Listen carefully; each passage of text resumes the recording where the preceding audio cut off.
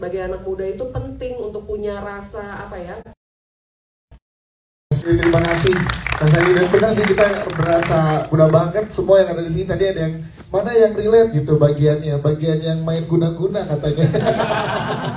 Ada orang di situ, ada yang pengen ngadu ke kakaknya juga gitu ya.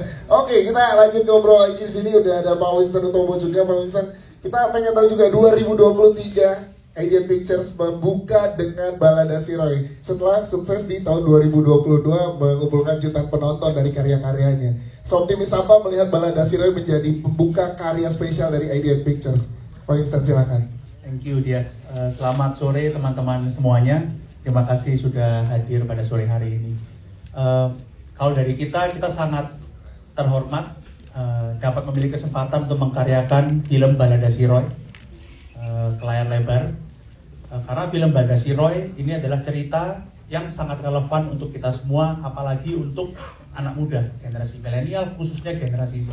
Meskipun berlatar tahun 80-an, dari tim kita berusaha membuatnya untuk sangat relevan ke anak tahun 2000-an, 90-an dan 2000-an sekarang ini. Jadi mengangkat isu-isu tentang keluarga, bagaimana mama dari Roy berusaha membesarkan Roy seorang diri, bagaimana menghadapi penolakan, penindasan, tentang persahabatan, tentang cinta, memilih antara beberapa wanita, Roy-nya, sampai tentang, dan yang paling penting dari film ini adalah kenapa ini relate dengan semua orang, tentang pencarian jati diri.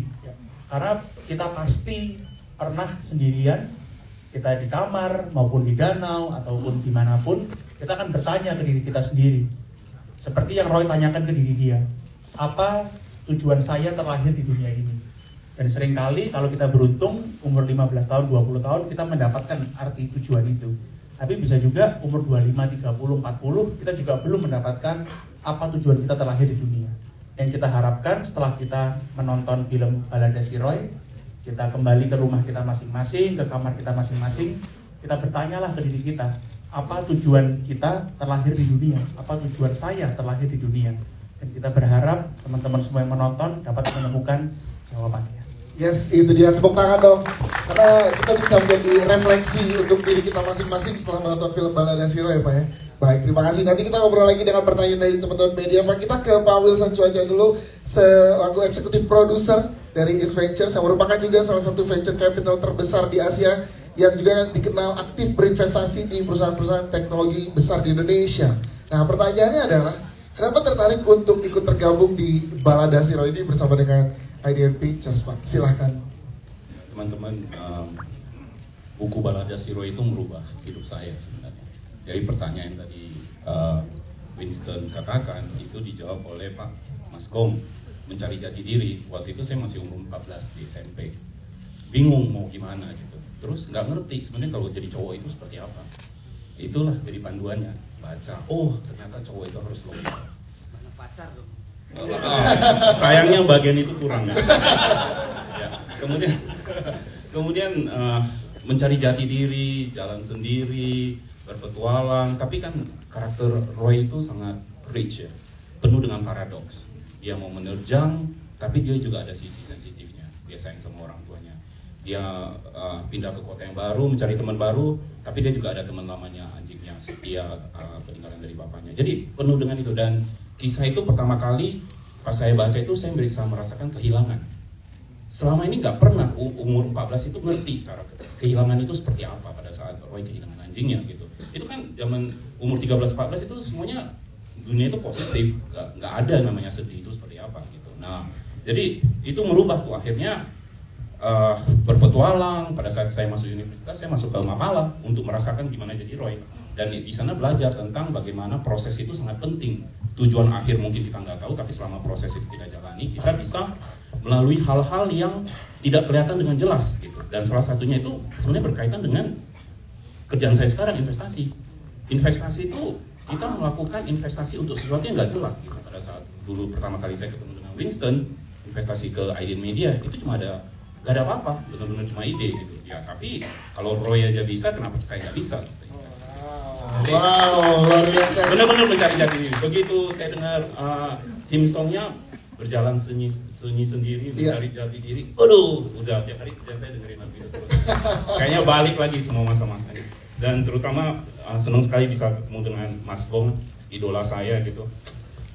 Mudah-mudahan terus berlanjut terus deh setiap ini dan bisa menjadi makna berkah untuk generasi baru, karena tahun 2023 ini kita tahu nggak gampang ya. Kita bakal menuju ke secara ekonomi, secara situasi itu kita menuju ke arah yang kita nggak pernah rasakan. Mungkin ada krisis di depan mata, tapi kita yakin kalau Roy aja bisa, kenapa kita enggak?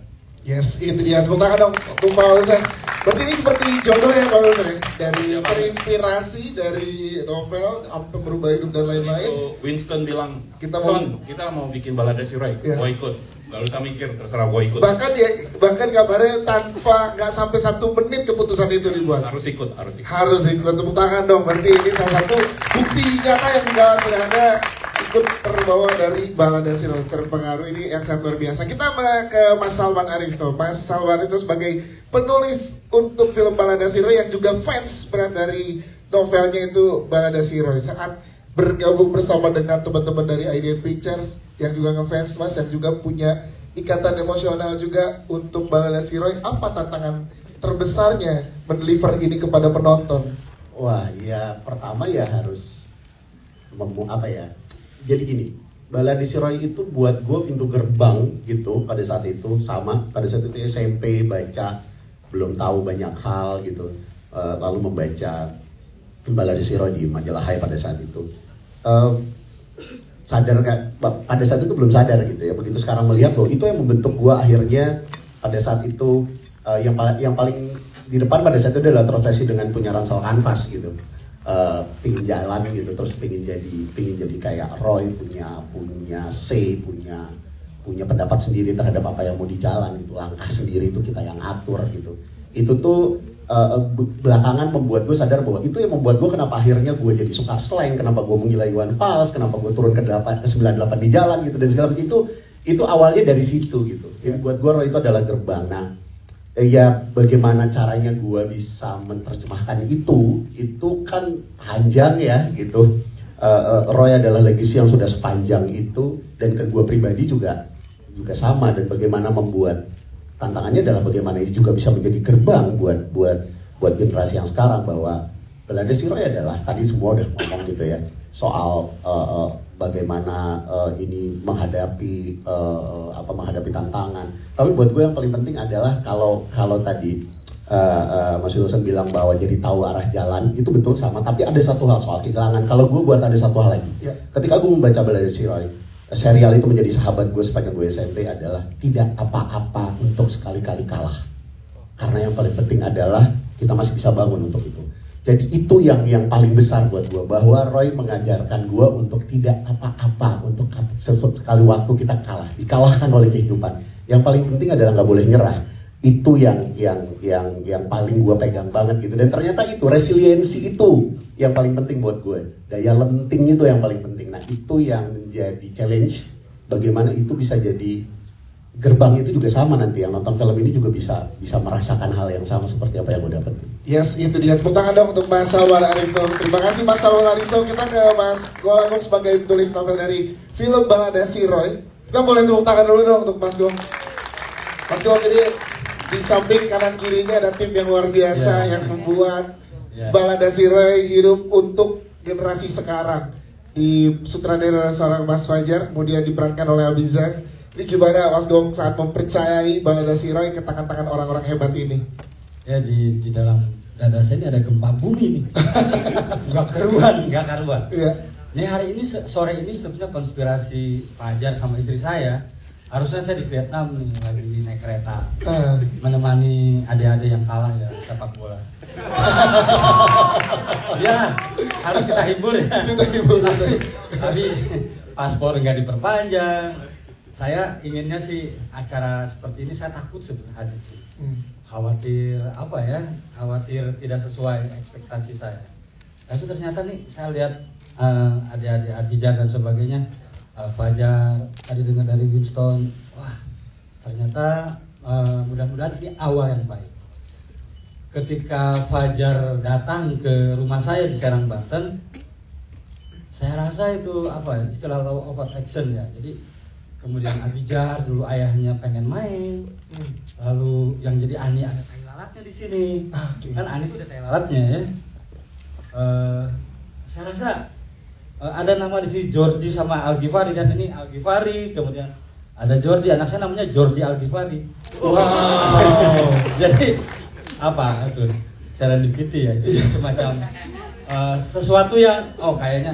Tapi saya sempat pesimis juga sebenarnya ketika Fajar datang tahun 98, syutingnya tahun 2000 berapa ya, 2021 ya. Saya hampir pesimis juga. Kayaknya memang kutukan Roy ini gak akan terus berlangsung. Tapi hari ini kita bergembira di sini. Terima kasih. Saya ingin mengucapkan terutama ke majalah Hai, ke Gramedia, karena awalnya di situ. Balada Si Roy itu beresiko memuat Balada Si Roy, karena itu the schooling ya, istilahnya sekarang. Roy itu nggak suka sekolah, dan itu memang terjadi. Kenapa Roy dihentikan? Karena mempengaruhi anak-anak saat itu nggak mau sekolah. Jadi banyak protes dari mak-mak, terutama dari Kalimantan dan Sulawesi. Nah, kalau sekarang difilmkan oleh Fajar, saya rasa cocok dengan Merdeka Belajar. Iya. Gitu. Cuma pesan saya nih, barangkali bisa ditulis oleh para wartawan. Silakan teman-teman media. Hati-hati nonton Balada Si Roy. Untuk penonton, jangan bawa ransel. Akhirnya langsung kabur. Langsung pergi. Terutama perempuannya. Nah. Pegang tuh pacarnya, jadi keluar dari bioskop, saya khawatir tuh cowoknya pergi. Itu nggak bisa. Berkelana ya, berkelana. Mencari jati diri. Berkelana. Oke, selebihnya saya mengucapkan terima kasih ADN, Fajar, Susanti Dewi yang gigih ya, Winston bersaudara ya, duet Winston ya. Terutama Salman Aristo, ketika saya baca skenario-nya, saya senang karena saya ke Fajar bilang, gua nggak mau bikin skenario. Dan menemukan penulis skenario yang tepat. Ada Hasan Aspahani juga. Jadi Roy ini didukung oleh semesta. Semua pembaca Roy itu berkumpul. Ketika Hasan Aspahani dibawa sama Salman, saya senang karena dia pembaca garis keras. Ya. Hal yang perlu dicatat lagi, puisi. Barangkali nanti penonton Indonesia, terutama anak-anak mudanya, bisa lebih puitis jika nembak cewek. Gitu ya. Ini spoiler ya? Enggak ya. Terus apa lagi ya? Ini agak sensitif. Ya. Melelakikan lelaki Indonesia. Melelakikan lelaki Indonesia. Itu sensitif nggak ya? Enggak ya. Maksudnya tanggung jawab. Ya. Di situ sudah saya tulis, untuk jadi lelaki tidak selalu harus berotot kayak Edi Rai, nggak usah. Tapi dia punya tanggung jawab. Kalau ditolak jangan teriak, apalagi nyinyir. Kalau diterima jangan nyakitin. Itu nggak bisa. Tepuk tangan dong untuk Mas Galang, terima kasih. Gempanya berasa sampai sini sama kita yang ada di sini, Mas. Luar biasa. Kita ke para pemain yang ada di depan. Tepuk tangan dulu untuk para pemain dong, teman-teman. Yes. Abizar, Al-Ghifari, kita ngobrol dulu. Nih, ternyata saat kita nonton, setelah kita banyak ngobrol-ngobrol dengan teman-teman media, layer dari Roy begitu banyak. Dan lo di sini mendeliver itu dengan sebegitu sempurnanya sebagai Roy. Gimana prosesnya sampai bisa di titik itu, Bing? Silakan. Apa ya? Gimana proses sampai titik itu? Gue nggak bakal berhenti bilang terima kasih ke teman-teman gue yang ada di sini karena mereka support gue dari nol banget. Karena ini film pertama gue gitu. Ya. Ini menjadi hal yang besar gitu. Dan gue berterima kasih banget sama Mas Fajar, Winston dan semua yang ada di sini. Karena mereka nyupport gue dari hati gitu, bukan cuma sekedar ayo gue tau lo bisa. Enggak, itu dari hati gitu. Dan gue merasakan rasa itu nyampe ke gue. Dan teman-teman yang udah ngebantu gue terima kasih karena itu yang bisa ngebikin gue untuk berhasil, insya Allah berhasil meranin Roy. Dan ini kan menjadi tanggung jawab besar juga untuk penonton di Indonesia. Setelah 19 Januari nanti akan ditonton di seluruh Indonesia. Karakter lo dan Roy gak bisa dipisahkan lagi. Siap dengan tanggung jawab itu ya, Bi? Jelas siap dong. Karena karakter Roy itu ngasih gue banyak banget pelajaran. Contohnya satu, harus sayang banget sama ibu. Ya. Itu yang bakal selalu gue tanam dalam hati gue. Dan gue berterima kasih sama Roy. Gue berterima kasih sama Mas Gong udah menciptakan karakter itu yang bikin pelajaran luar biasa buat gue. Abizar, tepuk tangan dong. Bi, nanti kita ngobrol lagi dengan teman-teman media. Kita ke Bio One dulu nih, Bio One. Yes. menjadi sosok yang awalnya sebel tapi lama-lama kok kita ada rasa empati dan simpati kebentuk kedua loh. Aduh, aku belum nonton. Oke, kita pengen tanya prosesnya seseru apa menemukan Dula dalam diri lo. Kalau tadi kan Abi udah cerita, silakan kalau Biowan gimana? Seru banget, maksudnya bisa bergabung di Project Balada Si Roy, bisa dipercayakan dan maksudnya tadi kan seperti diomongin kalau kayak jodoh gitu ya. Emang rasanya semuanya seperti jodoh gitu loh. Roy, Abizarnya Roy, Abi Dula, terus ada Feby Diani, semuanya rasanya kayak jodoh dan semuanya memberikan energi yang baik untuk menciptakan yang baik bersama-sama gitu. Jadi rasanya seru banget juga. Karena rasa apa ya, emosinya tuh berasal dari dia melotot dan menggumam aja berasa. Itu Biowan, wah luar biasa. Iya nggak cocok kalau ngomong. Oke, tepuk tangan dong untuk Biowan. Terima kasih Biowan. Sekarang kita ke wanita Roy ini. Ada di sini dari Ani dulu, Feby Rasnati. Feby boleh ceritakan dong, Feby waktu itu belum sempat ketemu sama teman-teman media pada saat launching trailer bersama dengan kita. Gimana membuild chemistry bareng sama Abizar, bareng sama Jong dan juga teman-teman cast yang lain. Silakan untuk film Balada Si Roy ini. Ya, halo, selamat siang semuanya. Pertama-tama mau bilang makasih buat teman-teman media yang udah hadir di sore hari ini. Gimana ya cara build chemistry-nya? Salah satu hal yang aku bersyukur banget bisa bergabung di project Balada Si Roy ini karena kita tuh pre-production-nya tuh bener-bener lama banget. Kita bener-bener mateng banget, kayak kita pre-production-nya itu durasinya kurang lebih hampir sama syutingnya. Jadi kita bener-bener serius banget dan aku ngerasa biasanya kan kadang kalau misalnya ya beberapa project ada yang kita datang tuh untuk kayak sekedar ya udah kerja aja nih ya, datang ke lokasi syuting atau datang ke tempat reading, ya udah kita mau kerja. Tapi aku datang tuh kayak rasanya kayak balik lagi SMA, rasanya balik lagi mau ketemu teman-teman. Jadi seneng gitu loh, maksudnya nggak ada beban karena kita tuh bener-bener happy. Terus abis itu reading kadang malah banyakan kita ya main-main, kita banyak malah bonding satu sama lain. Jadi bener-bener kita kayak persahabatan, kayak chemistry-nya aku sama Abi, sama Bio itu tuh malah justru dipererat pas kita lagi proses pre-production-nya itu. Jadi dan ya aku bersyukur banget bisa bekerja sama teman-teman cast di sini karena ya seperti yang kayak Bio bilang, kita mencurahkan yang nggak cuma sekedar ya skill acting dan lain-lain, tapi juga cinta. Kita peduli dan sayang banget sama project ini. Jadi benar-benar serius banget sih. Jadi aku seneng banget karena maksudnya ya biasanya kan aku suka main sinetron gitu ya, biasanya nggak ada pre-production, nggak ada reading dan lain-lain, dan begitu masuk sini aku langsung kayak ini aku happy banget sih di sini. Tepuk tangan dong untuk Feby Rasnati. Terima kasih Feby. Selanjutnya kita ke Sita Marino. Sita, kita pengen tanya karena karakternya tadi di sebelah saya masih jadi misteri. Sebenarnya dia suka juga kayak marah karena masih kayak salam dipegang tangannya terima, tapi kok ninggalin ngegebuk dengan kode suratnya. Itu kan kode-kode yang bikin cowok suka kayak dia. Nah ini kan masih jadi misteri. Karakternya sendiri gimana sih nge-build yang untuk di kamu sendiri? Sita, ngobrol sama Mas Fajarnya seberapa jauh? Silakan. Kalau buat Dewi sendiri sih nggak terlalu banyak ya, mungkin karena sini juga nggak terlalu banyak. Tapi aku juga gara-gara aku belum terlalu banyak punya main film yang banyak, jadi aku dapat belajar banyak sama Mas Fajar. Aku ngobrol banyak juga, maksudnya sama Abi juga. Makasih udah pas di set. Aku jujur aku agak gugup sih karena aku bisa main sama aktor dan aktris yang sangat-sangat luar biasa di sini. Jadi aku cukup nervous, apalagi buat meranin Dewi yang agak tomboy. Dan buat meranin tomboy sendiri ya gimana ya, karena aku juga tomboy kali ya, jadi aku kayak ngerasa mainnya kayak okay, just be myself first. Mungkin kalau emang ada tambahan dari Abi gimana enaknya ya dilanjutin kayak gitu aja sih. Oke, siap. Sita Marino, tepuk tangan untuk Sita. Ini masih inspirasi siapa tahu kan bisa balik lagi nanti gitu. Selanjutnya ada Zulfa Maharani. Di sini tadi ada yang relate ya, yang ditolak cintanya ngadu ke abangnya pakai guna-guna juga ya. Mana tadi Mbak, angkat tangan dong, jangan malu-malu. Iya, itu dia yang bentuk mulut. Ya ternyata masih ada kan benerin itu sekarang. Zulfa, ceritain dong, kali ini ada di film Balada Si Roy, karakternya juga jadi unik nih di sini, silakan. Halo, selamat sore semuanya. Mau mengucapkan terima kasih sudah datang.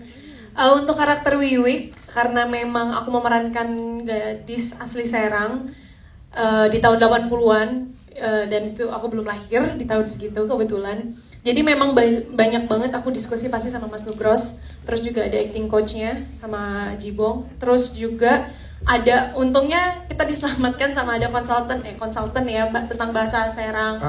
Dan mereka juga memberikan banyak insight-insight tentang kehidupan Serang tahun 80-an. Kayak gitu sih. Dan pasti juga ngobrol sama Bizar untuk chemistry, dan kebetulan ya seperti kata Feby, kita punya waktu prep yang panjang sehingga kita bisa mempersiapkan karakter itu dengan baik. Gitu. Jadinya bisa maksimal di film ini. Terima kasih, tepuk tangan untuk Zulfa Maharani. Selanjutnya kita ke Mbak Lulu Tobing sebagai ibu dari. Nah ini juga karakter ibu yang di sini juga punya keunikan sendiri dalam bersikap terhadap Roy kan. Nah ini gimana ngambil karakter yang ada di sini dan ngobrol sama Mas Fajar seperti apa Mbak Lulu? Boleh ceritain ke teman-teman media? Selamat sore semuanya, terima kasih sudah datang. Untuk menjawab pertanyaan, Gros boleh jawab jujur nggak proses kita bekerja sama? Boleh ya? Jadi suatu hari saya lagi di rumah, ada telepon dari Nugros. Nugros ini teman lama saya. Dia tanya, Mbak lagi ngapain katanya? Lagi depan TV. Terus dia bilang mau bantuin nggak? Gitu. Nah di situ pembicaranya Nugros mengajak saya untuk ikut berperan di Balada Si Roy sebagai ibunya Roy. Tapi saya ditelepon Nugros 5 hari sebelum syuting. Wow. Ya itu karena aktor yang direncanakan memerankan waktu itu kena COVID. Kita ada screening 3 hari sebelum aktor atau siapapun datang ke lokasi syuting, kita screening dan dia positif waktu itu. Jadi saya telepon Mbak Lulu, lagi apa Mbak? Gitu. Lagi santai-santai ini di apartemen. Saya bilang daripada nggak ngapa-ngapain, mending syuting yuk. Jadi ketemu jodohnya malah kan? Ya, tapi ngamuk dulu dia, nggak bisa. Aku tuh banci reading, banci persiapan. Oke, ini akan aku ganti 3 minggu persiapannya. Lanjut Mbak Lulu, kalau dari versi Mbak Lulu? Iya benar, saya sangat menikmati proses reading karena di situ saya bisa tahu karakter saya, bisa tahu karakter pemain lainnya, bisa jadi akrab gitu. Itu saya butuh sekali juga dengan cara kerja sutradaranya. Harapan apa yang sutradara mau saya buat dalam film tersebut. Tapi kan saya miss itu semua kan karena sebagai pemeran pengganti saya datang ke lokasi di 1 hari sebelum bagian saya diambil. Jadi saya cuma punya waktu 2 hari untuk berpikir. Lalu 3 hari sebelum saya datang ke Banten, saya telepon Nugros, oke, aku ambil ya. Ya karena udah lama mau kerja sama Nugros, nggak jadi-jadi, mungkin ini saat yang tepat gitu. Jadi mudah-mudahan jodoh. Begitu sampai di Banten, yang saya kejar cuman mau ngobrol sama Abi, karena saya banyak peran sama Abi sebagai ibunya Abi. Jadi sampai sebelum syuting saya sebanyak mungkin berkenalan dengan Abi, dan untung anak ini hangat sekali, sangat karismatik, sangat menyenangkan, jadi sangat membantu jadi nggak kaku walaupun nggak ada proses reading gitu. Plus tambahan dari Nugros, begitu sampai juga saya dikasih ilmu sebanyak-banyaknya tentang karakter ibunya Abi. Yes, itu dia Mbak Lulu. Tepuk tangan untuk Mbak Lulu. Nanti kita ke teman-teman pemain yang ada di baris kedua, namun kita berikan kesempatan ke teman-teman media dulu, nanti baru kita ke teman-teman pemain lagi yang ada di belakang ya. Kita ke teman-teman media, silakan. Ya, boleh mikrofonnya, boleh minjem Mas. Oke, minjem 1 Mas, maaf. Oke, silakan Mas Aris terlebih dahulu. Mungkin beberapa pertanyaan ini ada di kepala teman-teman yang lain, jadi mungkin gue mau coba memberikan jawabannya agak lumayan sapu jagat gitu ya. Jadi penulis skenario itu atau pengadaptasi itu tuh secara proses tuh ada 3 tahapan. Kalau mau nonton diskusi yang lebih seru soal adaptasi ada di channelnya Pilar. gitu. Cari aja di YouTube Pilar Duduk Melingkar, kami panjang lebar ngomongin adaptasi hampir sejam lebih. Tapi intinya adalah soal ada yang namanya borrowing, intersection, sama fidelity of adaptation. Jadi 3 itu yang dialami oleh seorang pengadaptasi. Borrowing itu paling minjem judulnya doang, minjem karakternya doang. Intersection itu cuma ngambil beberapa partnya saja. Lalu fidelity, kesetiaan terhadap adaptasi. 3-tiganya bisa dilakukan bersamaan, bisa dipilih salah satu. Kalau ditanya, pendekatan gue pertama kali buat Balada Si Roy ini adalah yang terakhir dulu. Gitu. Egois aja dulu. Gue fansnya gitu, gue mau setia nih sama sesuatu yang sudah menginspirasi gue sedemikian rupa. Baru setelah itu bergerak ke intersection, mana yang interseksi apa yang bisa diambil, mana yang bisa dipinjam, mana yang baru ditambah. Titik berdirinya aja. Gue udah cukup beruntung beberapa kali mengadaptasi novel. Ada yang pertama-tama udah ini gue pinjem aja. Semangatnya aja yang gue ambil gitu, karena memang mediumnya beda banget dan ceritanya mau dibikin jauh sama produsernya pada saat itu, atau ini intersection gitu. Tapi buat Balada Si Roy ini, gue mengambil langkah pertama dari the fidelity of the adaptation dulu. Jadi gue mau setia dulu sama bentuk, terutama bentuk.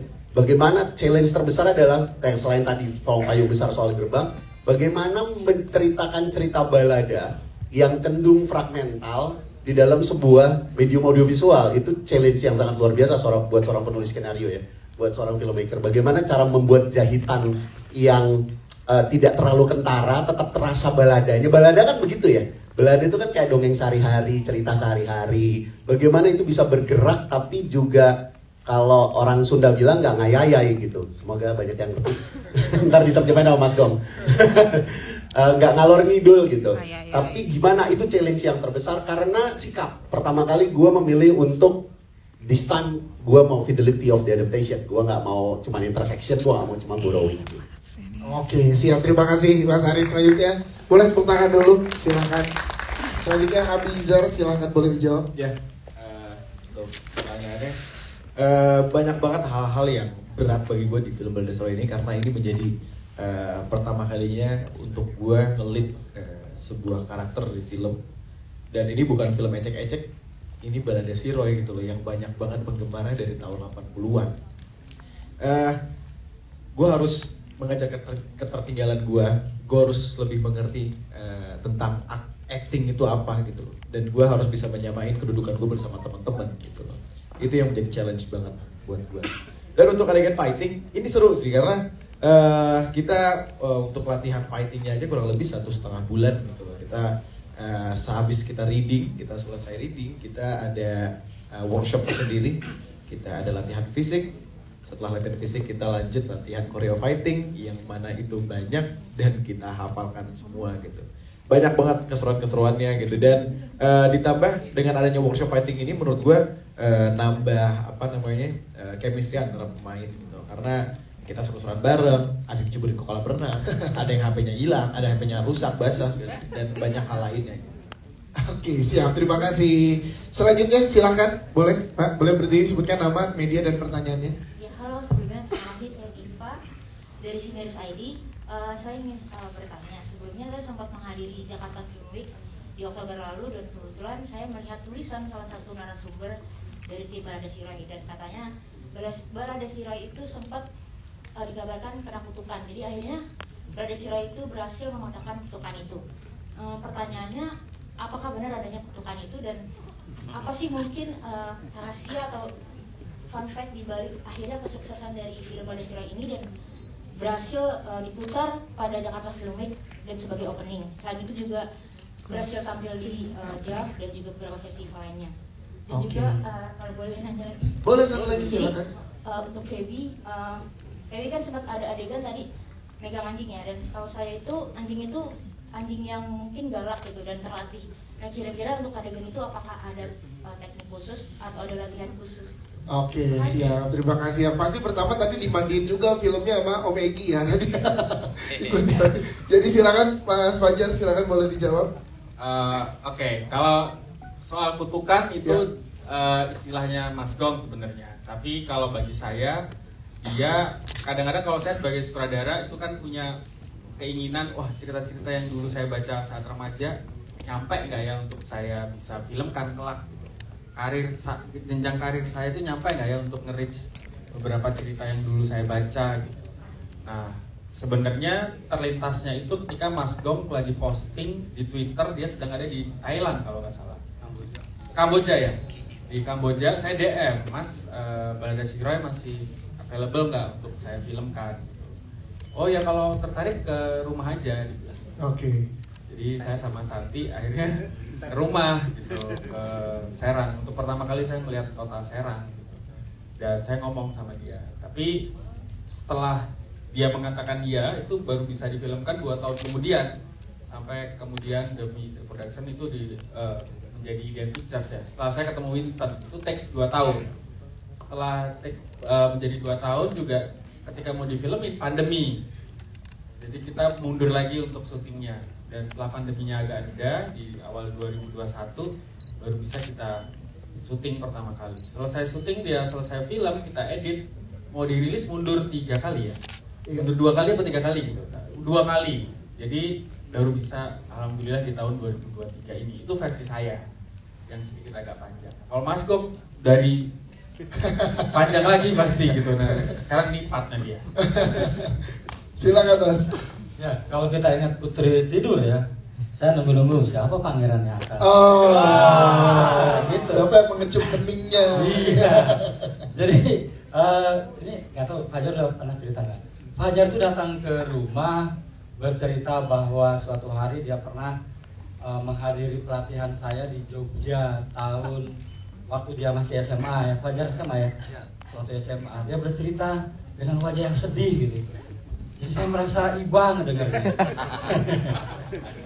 Jadi dia bilang begini, waktu itu Mas saya datang ingin ikut pelatihan. Jadi kasih tahu nggak kenapa persoalannya? Jadi saya udah baca Golagong kan di majalah Hai itu.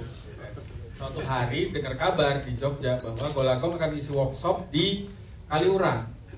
Ada pendaftaran dan komunitasnya disebut nggak nih? Jangan. Ada komunitas eksklusifnya lah gitu yang bayar gitu. Jadi saya menyamar seolah-olah menjadi member komunitas itu untuk hanya ketemu Mas Gong. Wah ini mau ketemu si Roy.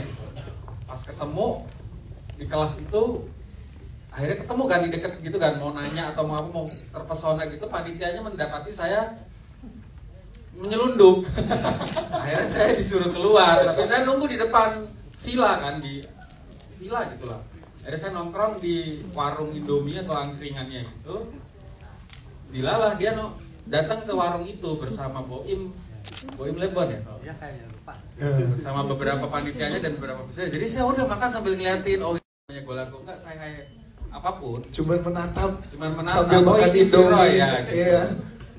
Ya itulah inspirasi zaman itu ya. Akhirnya ketemu, karena kalau orang Jogja di daerah gitu kan melihat ada penulis datang. Dulu Salman Aristo datang ke Jogja itu something lah. Ya. Kalau zaman sekarang kan bisa DM marah-marah tuh gampang. Zaman dulu tuh ketemu mereka itu kan something yang susah untuk diraih anak daerah. Yes. Kan begitu Wilson? Terusin dong. Terusin dulu Mas Gong. Jadi dalam agama saya Islam kalau ada tamu ya harus saya hormati. Jadi ketika kan 3 hari ya kita harus hormat ke tamu. Ini 2 tahun. Jadi ketika Fajar sama Santi datang, saya dianggap nih kayaknya ini dia nih apa yang akan mencabut. Karena dia serius. Keseriusannya tampak ketika memutuskan Abijah. Jadi saya sama istri itu udah sabar aja. Kalaupun tidak jadi, saya tidak rugi apa-apa. Tapi ketika dia bilang, Mas ini yang jadi Roy, Yowan dulu. Udah diceritain belum? Udah. Sorry. Buka semua. Dibuka semua sama Mas Gong hari ini. Gak apa-apa ya, Yowan. Jadi waktu yang disodorkan Yowan, saya sebenarnya saya menolak dalam hati. Tapi barangkali ini aspek komersial. Ya nggak boleh, Yowan cakep kan, kegantengan, buat Roy kegantengan dan terlalu glowing. Pasti terus Mas Gong. Nah, tapi saya masih menganggap ini kutukan nih, kayaknya kutukan. Apalagi lama tiba-tiba dikirimlah foto Abijah. Foto Abijah, nah saya sama Tias merayakan, dicabut nih kutukan. Roy nggak jadi batu. Abijah. Kenapa saya merasa Abijah itu melepaskan kutukan? Karena bapaknya sobatan sama saya. Jadi saya merasa Ustadz Jeffrey itu hadir, gue nggak jadi main film lo, anak gue ya. Gue jadi sedih. Tepuk tangan untuk Mas Go. Terima kasih. Tadi selanjutnya, Mas Fajar ada mau ditambahkan silakan. Yang kedua apa tadi? Ke Feby ya. Ya, ke Feby. Silakan Feby, gimana beradegan dengan Joe? Iya, silakan. Padahal gue udah ngalusin loh, Bi, dengan Joe.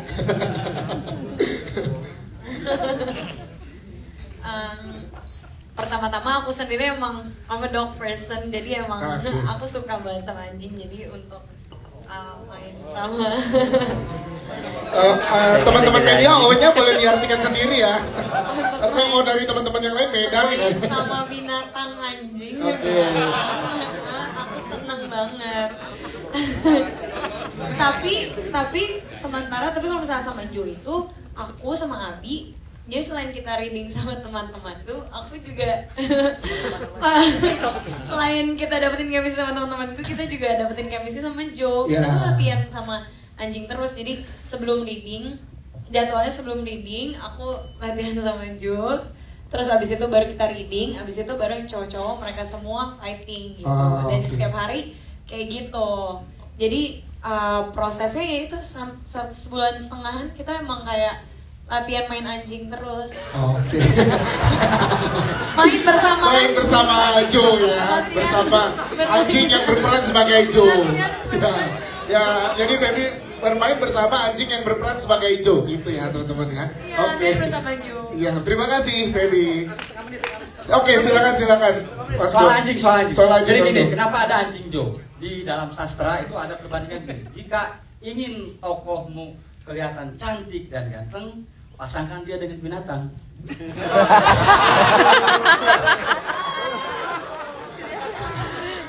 Oke, Mas Gong.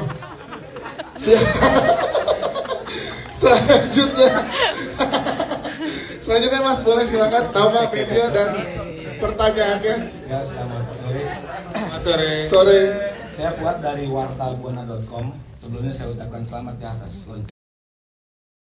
Memang belum baca orang, jadi pertanyaan akan ada muncul mungkin nanti teman-teman penonton. Ya, memang ini menjadi topik diskusi saya sama Santi dan Mas Aris dan juga Balagong ketika kita akan mengadaptasi novel ini. Novelnya, source aslinya ditulis tahun 80-an, di mana society kita masih sangat terbuka. Kemudian di era ketika filmnya sedang dibuat, society kita sudah berubah lah gitu situasinya. Dan sebagai kreator, saya punya kesadaran untuk ini pertanyaan anak-anak sekarang dan penonton pasti emang boleh ya orang Islam punya anjing. Nah, pertanyaan itu sebelum penontonnya mikir begitu di bioskop sudah ditanyakan sama Ani. Emang boleh ya kita punya anjing? Karena pasti anak saya nanya, ponakan saya nanya hal yang sama. Jadi sebelum mereka bertanya, tokohnya dulu akan bertanya di situ. Dan akhirnya film menyesuaikan dengan society-nya ketika dibuat dan ketika akan rilis. Jadi bahwa saya bertanya kepada beberapa ustadz ya, sebenarnya anjing itu oke-oke aja kalau difungsikan sebagai penjaga rumah. Dan sesuai dia bilang, ya ini titipan dari bapak untuk menjaga rumah. Si Roy bilang gitu. Karena society-nya udah beda. Makanya ini alih wahananya kan sudah sangat panjang ya. Gitu. Kalau berapa kali dia membasuh najis ya, Abizar sih. Nah, saya juga melihat Abizar ketika memilih Roy, melihat YouTube-nya dia dengan ibunya di Turki sedang mengelus-elus anjing liar. Jadi topik pertama saya dengan Abizar, kita ngobrolin peran ini adalah gimana sikap lo terhadap anjing. Dan dia dari video itu sudah ketahuan bagaimana sikap dia dan sikap ibunya ya. Jadi everything sudah seperti itu tadi. Oke, siap Mas Abizar silakan. Untuk berapa kalinya mungkin saya udah lupa ya. Tapi yang pasti sempat minta ke tim talent koordinator untuk setiap hari disediain tanah karena lumayan penting kan bagi gue juga. Jadi setiap ada scene sama Joe sama anjing gue selalu minta tanah itu. Ya gitu. Cuman hitung berapa kalinya nggak tahu. Iya. Sangat detail ya. Itu gitu catat ya 1, 2. Lumayan gitu. Iya, oke. Oh iya masih. Oh sih, jadi harus dihitung. Baik, terima kasih. Kita ke teman-teman cast yang ada di belakang. Tadi kan teman-teman yang di depan para cast udah menjelaskan Balada Zero itu seperti apa gitu ya. Kalau menurut teman-teman nih para pemain yang ada di belakang, boleh sebutkan 3 hal tentang Balada Zero masing-masing apa sih? Dimulai ya dari Jordi katanya, dari tengah. Yang paling siap. Jor, 3 hal apa tentang Balada Zero menurut masing-masing pemain dari teman-teman? Silakan. 3 hal tentang Balada Zero versi gue ya. Yes. Kehilangan, menemukan, cinta. Oh, Jordi, terima kasih. Selanjutnya boleh Omara, silakan. Berdiri boleh biar langsung dilihat. Hai semuanya, terima kasih sudah datang. Menurut gue Balada Zero ini bagaikan kitab untuk sebagai rakyat ya. Kita tuh bagaimana bisa hidup sebagai Indonesia. Itu satu. Kitab sebagai rakyat. Ya. Kita. Kedua, nggak apa-apa boleh ya. Ada cuma 3 hal. Ya udah. Ya. Yang kedua ini sebenarnya gimana kita menjadi manusia ya, maksudnya dalam Indonesia setidaknya. Dan yang ketiga ini refleksi akan negara kita sih.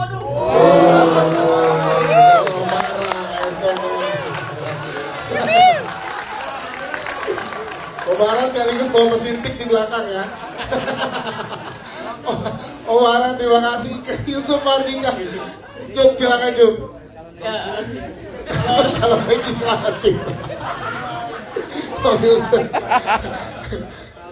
Ya, halo selamat sore semuanya. Sebelumnya terima kasih sudah datang dan menonton film kami. Semoga suka. Tadi pertanyaannya apa? 3 hal tentang Balada Zero. Kehilangan, pencarian. Udah. Versi gua sama. Kita sama Jor. Kehilangan, pencarian jati diri, cinta. Oke, siap. Martino Leo silakan. Yo, boleh berdiri dong ya. Hai. Hati-hati bawa ini kan jampi-jampi. Maskulin. Yes. Underdog. Clarity. Oh, Martino Leo peraih Piala Citra Festival Film Indonesia 2022. Foto dong, Bang.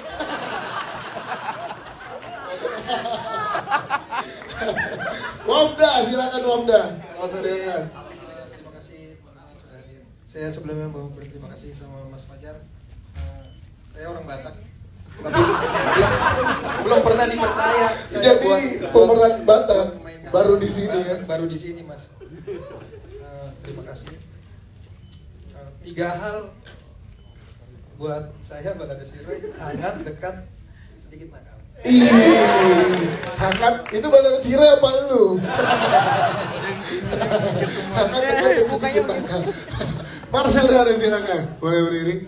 Halo, saya Marcel Darwin. Saya mau ucapin terima kasih udah datang pada hari ini. Dan 3 hal menurut saya. Ya kok katanya ya kok. Karena saya ceritanya jadi penjual beli motor. Iya. Jadi Kojuna. Iya. Intinya adalah kalau 3 hal pertama harus kantau. Ada cuan kalau bisnis. Yes. Kalau ada rezeki nggak boleh ditolak. Harus bisa tepatin janji. Itu dia. Terima kasih. Tantang Ginting terakhir. Ya terakhir. Terakhir. Fahri Muhammad dulu. Fahri dulu. Tantang Ginting terakhir. Save for the best kita. Nah, Fahri Muhammad dulu. Nah, kalau Fahri biasanya dibuka dengan pantun. Betul. Ini dia Fahri Muhammad. Bet.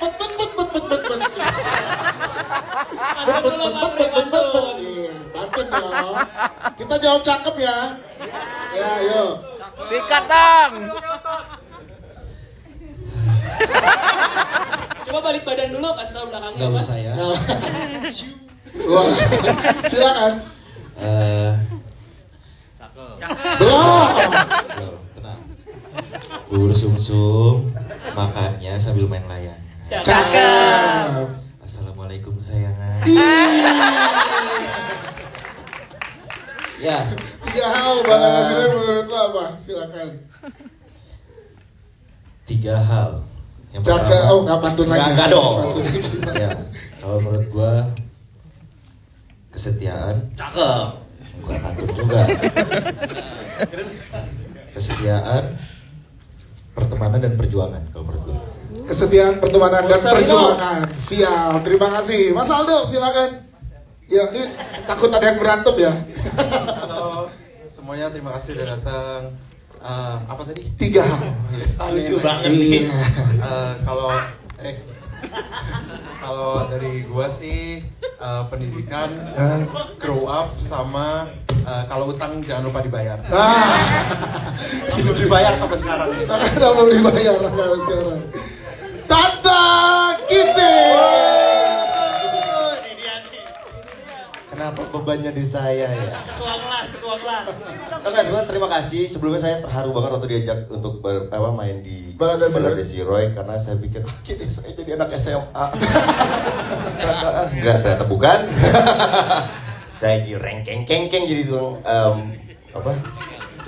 Akhirnya saya malah jadi narasumber untuk anak-anak muda-muda ini.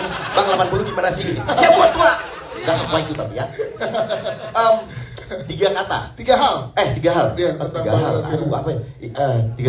Boleh juga 3 kata kalau mau. Ini aja deh. Yeah. Tayang 19 Januari. Kata gitu. Terima kasih. Jangan lupa 19 Januari 2023 Balada Siroy di bioskop yang didukung oleh Indofood, Indomie, BCA dan juga TikTok. Kita foto bareng dulu, boleh tepuk tangan sekali lagi teman-teman. Yes.